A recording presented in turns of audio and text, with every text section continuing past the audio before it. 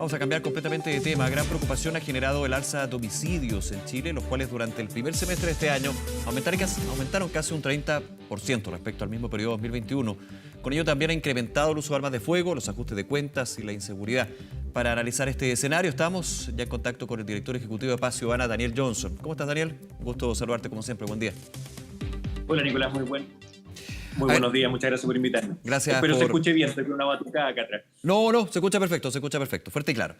Daniel, primero que todo, antes de ir al contexto, lo hemos conversado varias veces, también desde lo que se necesita, del escenario que está, también la evolución que han tenido los delitos. Quiero comenzar con lo que, por supuesto, ha sido discusión y conversación en distintas plataformas, con respecto a lo que fue una entrevista en televisión del presidente Boric, donde acuñaba este concepto del cherry picking, de que uno aplica una muestra o una información de alguna manera para no mostrar la otra. Él apuntaba a la positiva información que son los balances del plan antiencerrona, para alguna manera mostrar que esto, efectivamente hay una situación compleja, pero hay que mirarlo de toda la óptica, con todo el prisma. ¿Cómo ves tú esta discusión? Porque finalmente, más allá del dato que se utilizó o no, el escenario no es un escenario fácil en términos de seguridad. No digo que el presidente haya dicho lo contrario, pero de todas maneras aquí, obviamente, cuando tomo uno u otro dato, puedo mostrar una situación que es distinta, ventajosa o de alguna manera más compleja.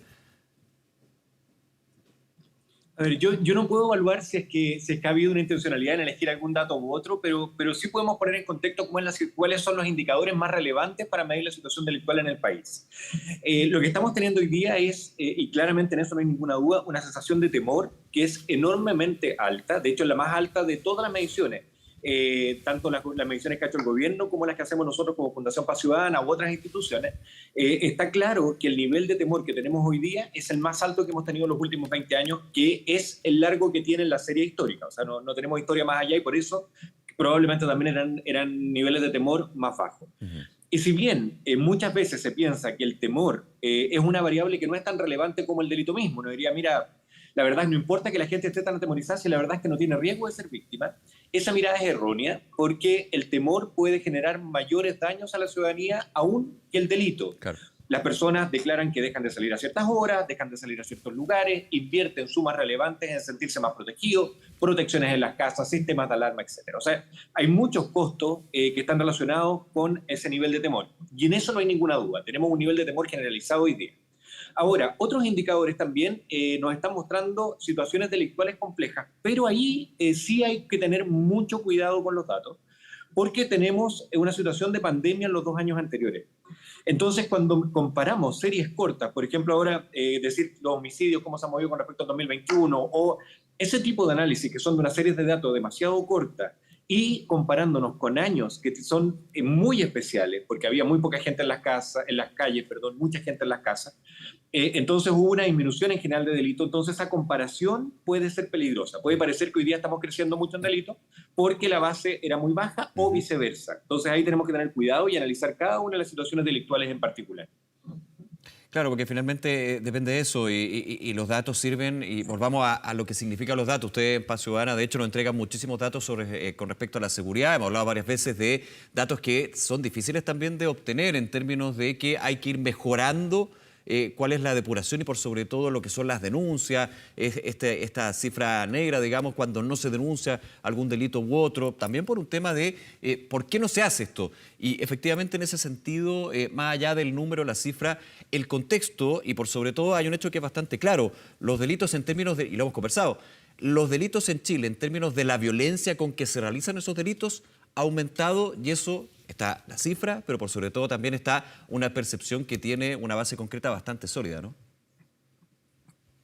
Sí es. Entonces, y eso, el delito más violento de todos, evidentemente, es el homicidio. Y lo que estamos viendo ahora, cuando se hace esa comparación del 30% de crecimiento con respecto al 2021, la verdad lo que pasó es que tenemos una tasa de crecimiento de homicidios larga. O sea, si nosotros nos comparamos con el año 2013, 2014, han aumentado alrededor de un 70% los homicidios que ocurren en Chile, en tasa de homicidios. Se miden cantidad de homicidios al año cada 100.000 habitantes. Ese crecimiento es muy importante y se produjo de manera continuada hasta el año 2020, incluso con pandemia. El año 2021 bajó, pero no bajó al igual que como había bajado, o sea, como a niveles anteriores, o sea, bajó Fue más bajo que el año 2020, pero no fue más bajo que el año 2019. Y el año ahora, 2022, estamos viendo un repunte que lo que hace es que posiciona el punto 2022 en la misma tendencia que veníamos viendo históricamente. Y eso evidentemente es muy preocupante. Y aquí el análisis que hacemos es que hemos tratado de dilucidar cuáles son las tipologías de homicidio que están ocurriendo hoy día. Y esas tipologías son diferentes a las que teníamos antes. Hace 7 o 8 años atrás, la mayoría de los homicidios tenía imputado conocido, bueno, creo que lo habíamos hablado alguna vez, porque tenían que ver con iras momentáneas, tenían que ver con violencia de género, con riñas en un bar que se transformaron en homicidio, y como no era premeditado, no había una posibilidad de esconderse, o no era tan fácil que el hechor, que el homicida, lograra esconderse. En cambio, hoy día los homicidios tienen mucho que ver con ajustes de cuenta, con la comisión de otros delitos que terminen en un homicidio, como un portonazo, o como un delito que vimos ayer de un robo en una distribuidora de ropa, entiendo. Y ese tipo, también sicariato mismo, entonces ese tipo de homicidio evidentemente es más complejo porque al tener una premeditación está más vinculado a otras tipologías delictuales, incluso a bandas y a crimen organizado.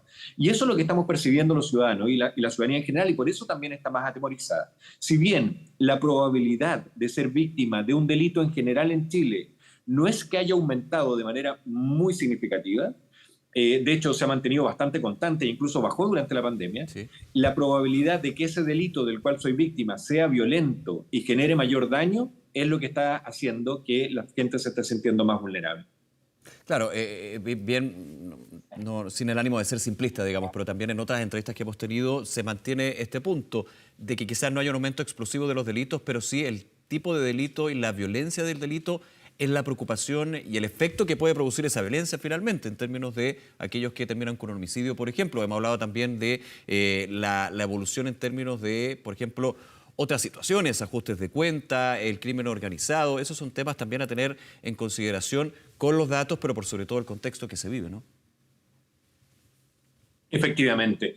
Y eso lo estamos viendo en distintas dinámicas delictuales. Por ejemplo, ahí estamos viendo en la imagen un portón, una encerrona. Y lo que ha sucedido, por ejemplo, las encerronas hoy día son a ciertos vehículos, hay ciertas marcas que se roban más que otras, muchas más. De hecho, las mismas compañías de seguro están poniendo sobreprimas, sí, a ciertas marcas de vehículos. Y eso es porque son los vehículos más fáciles de reducir. Antes también las encerronas tenían mucho más que ver con la comisión de otros delitos, nos acordamos de los cajeros automáticos que se robaban en vehículos grandes, pero todos esos vehículos que eran para cometer otros delitos en general aparecían. Hoy día hay un mercado que es capaz de reducir los vehículos, o los desarman, o los clonan y copian la patente de otro vehículo igual, o los exportan fuera del país. Para poder hacer cualquiera de esas tres cosas necesitamos una estructura delictual. Necesitamos una banda, unas herramientas, necesitamos operar en un mercado, ofrecerlo, cobrarlo, etc. Y toda esa estructura ya no es delito común, esas estructuras tienen mucho más que ver con un crimen organizado. Y por lo tanto, para poder hacer frente a esta situación, lo que tenemos que hacer es fortalecer el sistema de persecución.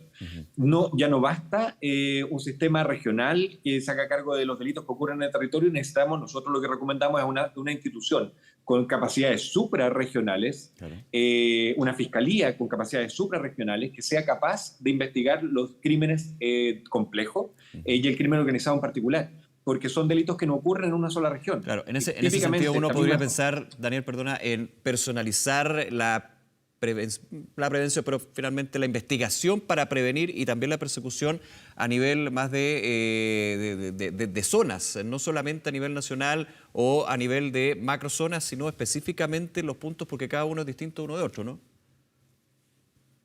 Efectivamente, las dinámicas delictuales son claro, distintas en el territorio, las víctimas son distintas, los mismos hechores son distintos, quienes cometen los delitos también tienen características diferentes y por lo tanto tenemos que analizarlos separadamente, pero también tenemos que ver cómo se concatenan entre ellos.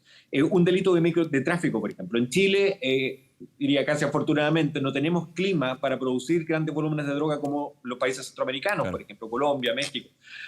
Sin embargo, existe consumo de droga y hay tráfico importante. El tráfico no ocurre, o el delito de droga no ocurre solamente en un lugar en particular. Una droga que se importa a Chile se importa por una frontera probablemente norte, se distribuye a lo largo del país, se almacena en otros lugares, se vende en otros y se consume en otros.